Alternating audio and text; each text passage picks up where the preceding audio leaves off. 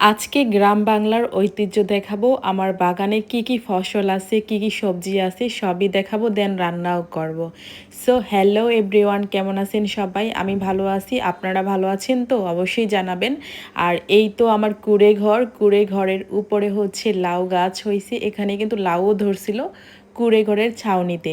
আর তার পাশেই হচ্ছে কবুতরের খোয়ার, যদিও কবুতর এখনও রাখিনি। আর এই তো আমার ছোট পুকুর, এটা ছোট পুকুর বানাচ্ছি। আর সেই সাথে আমার যে মিনি কিচেনের সাথে গোলাপ ফুল হয়েছে প্রায় 3-4টা কলিও আসছে। আর এই তো আমার হচ্ছে মিনি কিচেন, এটা এখন লেপ দিয়ে নিব। অনেক দিন হয় এটা রান্নাও করি না, ফেটে গেছে। আর মাটির জিনিস একটু একটু করে ফাটে, লেপ দিয়ে রাখতে হয়, তাহলে জিনিসটা ভালো থাকে। আর আমার বাগানের নতুন অতিথি সেটা হচ্ছে টমেটো। সব সময় ড্রাম ভরে রেখে দিই যাতে গাছে পানি দিতে পারি। টমেটোগুলো ধুয়ে নিলাম, আর গাছের টমেটো খেতে যা কত স্বাদ। আর এই তো বাঁধাকপি হইতেছে, তাই গাছে আমি নিয়মিত পানি দিতেছি যাতে দ্রুত গাছগুলা বলে আর হচ্ছে আমি খেতে পারি। আর শেষ সিজনে হচ্ছে উস্তা, আমরা উস্তা বলে থাকি।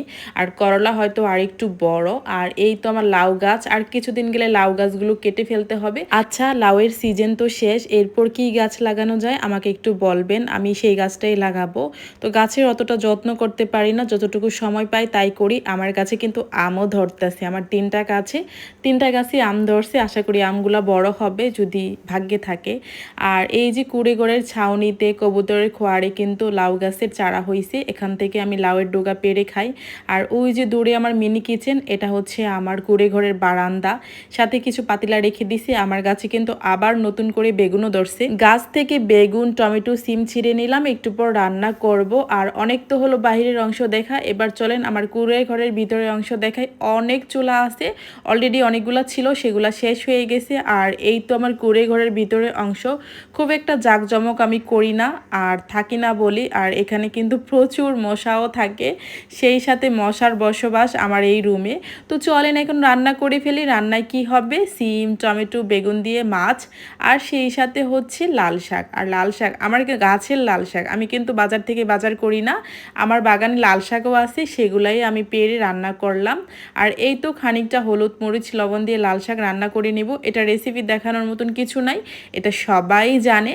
আর খানিকটা কষিয়ে নেব। আর আজকে আমার চুলাটা বারবার নিভে যাইতেছে, অনেক বিরক্ত লাগছে। আর মিনি কিচেনে রান্না করা অনেকটা কষ্ট।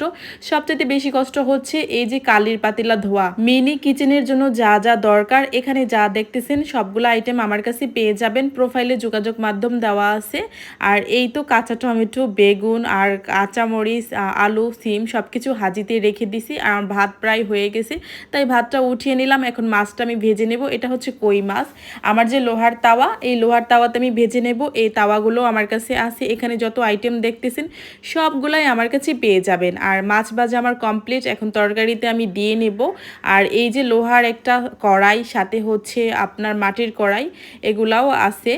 আর মাটির কড়াইতে রান্না করতেছি আমি, অনেক দিন ধরে মাটির কড়াইতে রান্না করি না, আজকে আবার রান্না করা শুরু করলাম। এখন ধনেপাতা দিয়ে নেব, সুন্দর করে রান্না করে নেব।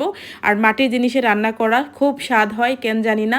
বিশেষ করে মশলা বেটে যদি রান্না করা যায়, এটা কিন্তু অনেক স্বাদ হয়। এই তো আমার রান্না কমপ্লিট। ভিডিওটা এই পর্যন্তই। সবাই ভালো থাকবেন, সুস্থ থাকবেন, শুভকামনা রইল।